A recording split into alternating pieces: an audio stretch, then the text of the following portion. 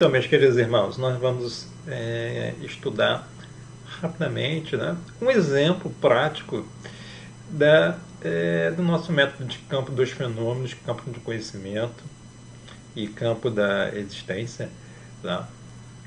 Numa explicação do que aconteceu no século XIX, cerca de 10 anos antes de Kardec, né?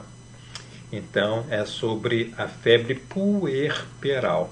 E a gente vai identificar como foi o processo de investigação, qual foi o método científico e qual foi, na verdade, como é que era a consciência, a cultura e como é que ela foi representada. Tá certo? Então, vamos lá. No século XIX, existia uma grande taxa de mortalidade das mulheres pós-parto. E aí, um médico húngaro chamado Inácio Semmelweis, alguns chamam de Semmelweis, eu não sei qual é a pronúncia correta, se tiver a pronúncia correta, me diz, mas vamos falar Semmelweis. Então, ele ficou apreensivo com isso. Então, o que ele teve? Ele teve uma tomada, olha aqui, de consciência, tá certo? Ou seja, a taxa de mortalidade, a quantidade de mulheres que morriam durante o parto, após o parto, era muito grande. E olha só, tem gente que acredita que o mundo não evoluiu, mas sabe como é que era? Os partos, existiam dois tipos de parto. Às vezes a mulher tinha um parto numa arena cheia de médicos, estudantes ao redor. E o parto era feito por um médico junto com, às vezes, com estudantes. Olha só isso, gente.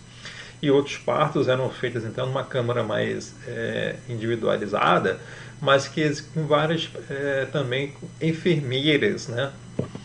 E o que aconteceu, então? Esse médico, então, Inácio Semmelweis, que era húngaro, no hospital de Viena, preocupado, não tendo a consciência de que existia ali um problema localizado, passou a estudar esse fato, ou seja, ele teve uma consciência da mortalidade.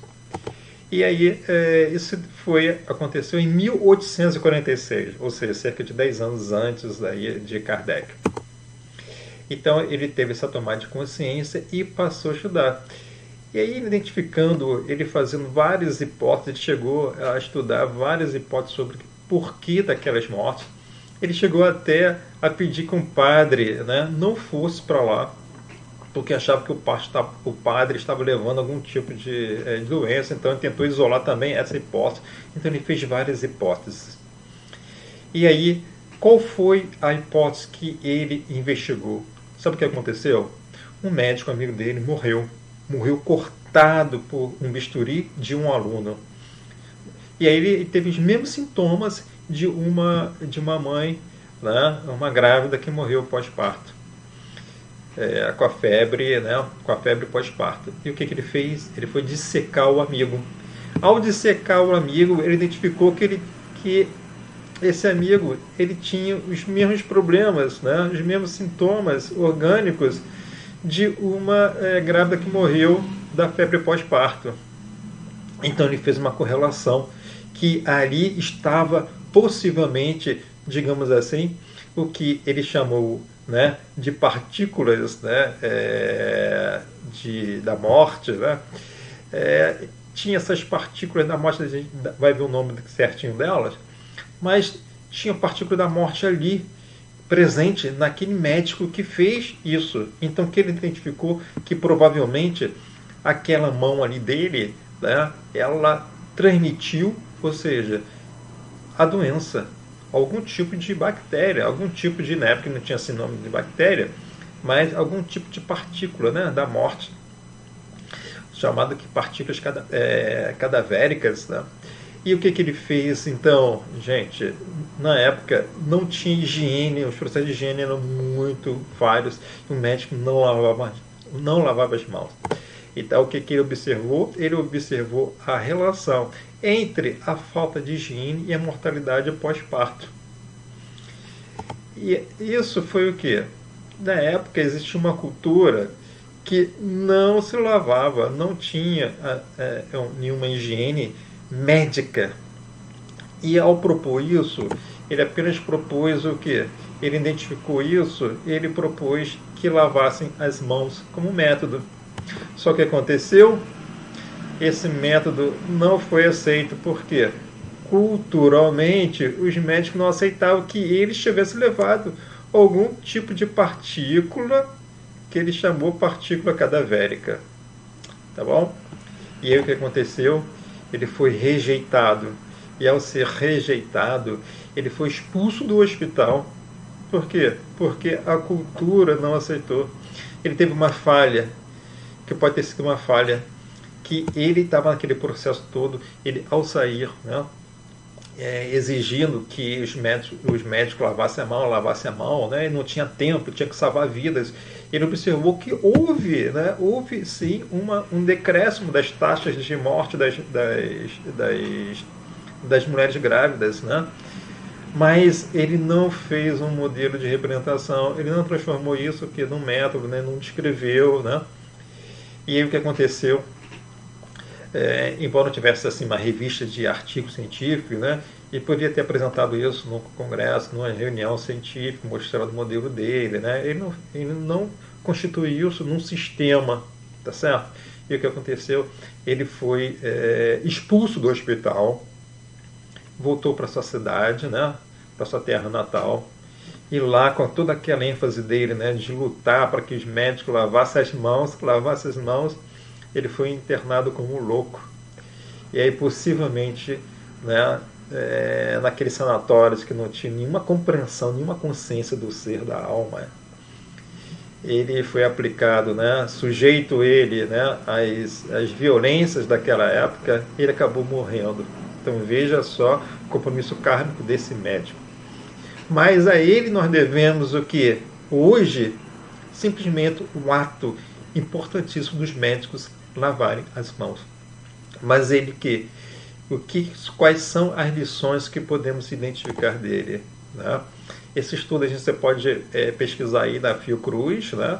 Aí está na casa de Oswaldo Cruz, você vai pesquisar lá e vai ver o Inai Samuel Wells, as lições que a história da lavagem das mãos ensina. Né? Mas o que a gente pode tirar das lições dele? Primeiro, ele identificou um fato, que é o fenômeno pós-parto, da morte pós-parto. Não havia uma consciência, né? Então o campo da consciência não existia, aqui a consciência nenhuma. Ele foi o primeiro a despertar. Ele teve um despertar, assim como Kardec mais tarde teria um despertar sobre uma consciência que não existia, de que existia uma inteligência por trás daquelas comunicações. E que inteligência era aquela? Ele observou então em Inai Samuels o fato, investigou, propondo várias hipóteses, e através de uma dissecação, né, para identificar qual foi a causa da morte de um amigo seu, médico, né, ele fez uma ligação, localizou ali o conhecimento, né, que não existia daquele fenômeno da morte das grávidas após o parto. A cultura da época não aceitou, então tem a importância da cultura poder aceitar, né, a inteligência poder aceitar. Mas ele teve uma pequena falha, digamos assim, a gente pode dizer isso assim completamente, mas ele não descreveu o método dele, né? Então não cumpriu aquele terceiro círculo que a gente viu, né? Que era, primeiro você tem que ter consciência, depois a cultura, né? Tem que estar preparada, mas ele não descreveu. E aí a ciência futuramente ela evoluiu e aceitou.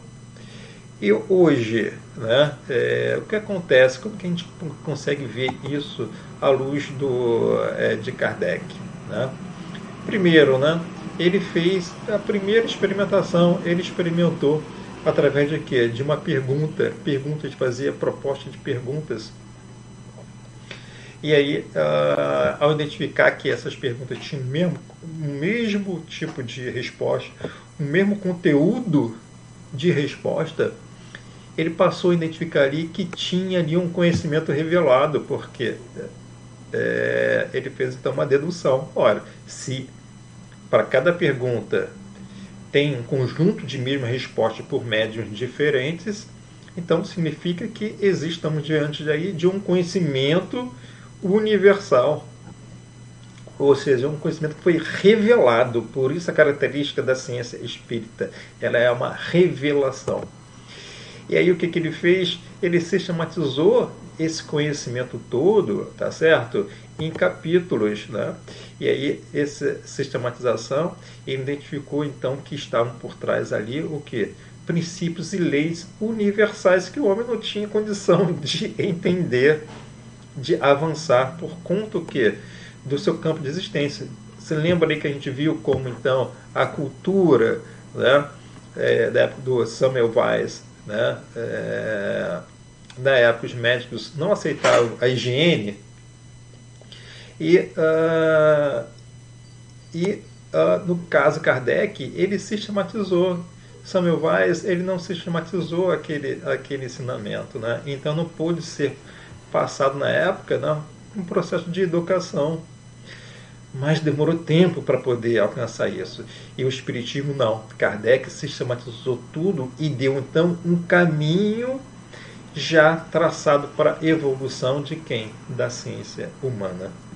Por isso, então, que o Espiritismo ele é uma ciência, porque ele alargou o horizonte, revelou conhecimento, tá certo? Através de uma consciência de Kardec, mas na época, por conta de um conhecimento, uma cultura positiva, então reuniu várias pessoas que podiam estudar esse fenômeno seriamente, não é isso? E pôde, então, ele fazer o experimento de perguntas, encontrar ali mesmo um conjunto de respostas, sistematizando assim a obra, no Livro dos Espíritos.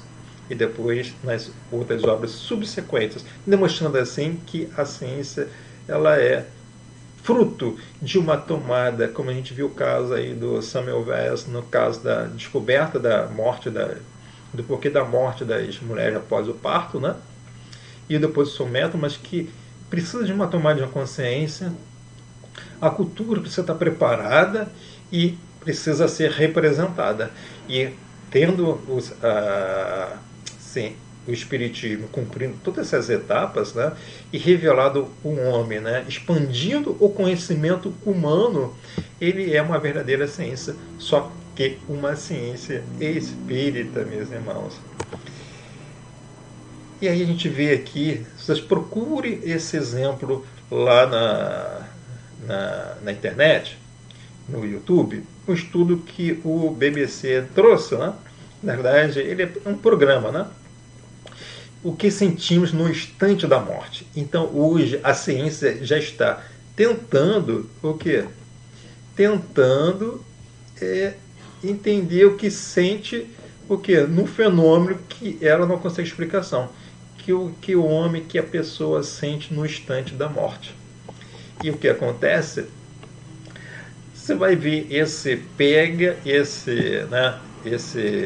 estudo aí, né, esse áudio, 10 minutinhos só, tá certo? Você vai verificar que a ciência dos homens luta para compreender as sensações no instante da morte. Só que o que ela faz? Ela fez o quê? Uma visão totalmente materialista, associando impressões cerebrais a faixa de vibrações neurais comparativas a estágios alucinatórios ou psicodélicos por ingestão de psicotrópicos. Ou seja, ela fez uma avaliação do campo, né, neural, e essa pesquisa ela foi feita no estudo muito importante, né, no Imperial College, na Inglaterra, em 2018, e que identificou que nos fenômenos de pós-morte, né, na volta, as pessoas elas tinham o mesmo tipo de comportamento neural daquelas que ingeriam psicotrópicos. E aí, um instante de uma morte um pouco assim, que eles entendiam, passaram a promover um conhecimento de que um homem poderia vir ali o quê? Uma expansão de consciência. Olha só, por quê? O que acontece nessa ingestão psicotrópica? Uma expansão de consciência, não é isso? Além, a pessoa ela passa a ter uma série de sensações, de estender sensações que ela não tinha. E olha só, O que seria, então, essa expansão de consciência, mas que o homem, né, na sua visão ainda, né, material, ele identifica que é uma expansão psicodélica. A gente vai conseguir enxergar isso justamente na obra O Céu e o Inferno. Como que a gente identifica isso? Em duas partes. No capítulo 2, a parte 1, e no capítulo 1, parte 2. No capítulo 2, né, na parte 1, é sobre o temor da morte. E aí, o que esperar então após a morte, né? Qual é esse medo da transição? E nesse capítulo ele vem dizendo que a morte é um desligamento que pode ser suave de acordo com o consolo do porvir, ou seja, do conhecimento espiritual, e o peso do gozo da matéria ou na crença do nada que provoca o que uma sensação de peso, ou seja, de ansiedade nas horas, né? E a gente pode ler aqui, né, são os dois itens que eu acho que são, né, é muito importante que você leia esse capítulo, então, o capítulo 2, Temor da Morte, mas vamos ler aqui, dois itens. Como que o Espiritismo explica isso? À proporção que o homem compreende melhor a vida futura, o temor da morte diminui. Uma vez esclarecida a sua missão terrena, aguarda ele o fim calma, resignada e serenamente. A certeza da vida futura dá-lhe outro curso às ideias, outro fito ao trabalho. Antes dela, nada que se não prenda ao presente. Depois dela, tudo pelo futuro, sem desprezo pelo presente, porque sabe que aquele depende da boa ou da má direção deste. Para libertar-se do temor da morte, é mister poder encará-la sob o seu verdadeiro ponto de vista, isto é, ter penetrado pelo pensamento no mundo espiritual, fazendo dele uma ideia tão exata quanto possível, o que denota da parte do espírito encarnado um tal ou qual desenvolvimento e aptidão para desprender-se da matéria. Olha aí o espiritismo dilatando o conhecimento humano e propondo aí uma nova consciência. E, portanto, quando o homem, né, tiver com essa consciência sobre a importância de conhecer, né, que existe uma vida após a morte, tá certo? Ele vai começar a se desprender, o seu temor da morte, ele vai diminuir, vai reduzir, porque o Espiritismo alargou o campo de conhecimento sobre isso, que a vida não do espírito ou da pessoa não termina ou não se esgota com a morte do corpo físico, que é a visão, tá certo? E vamos lá para, então, a parte 2, né, do capítulo 1.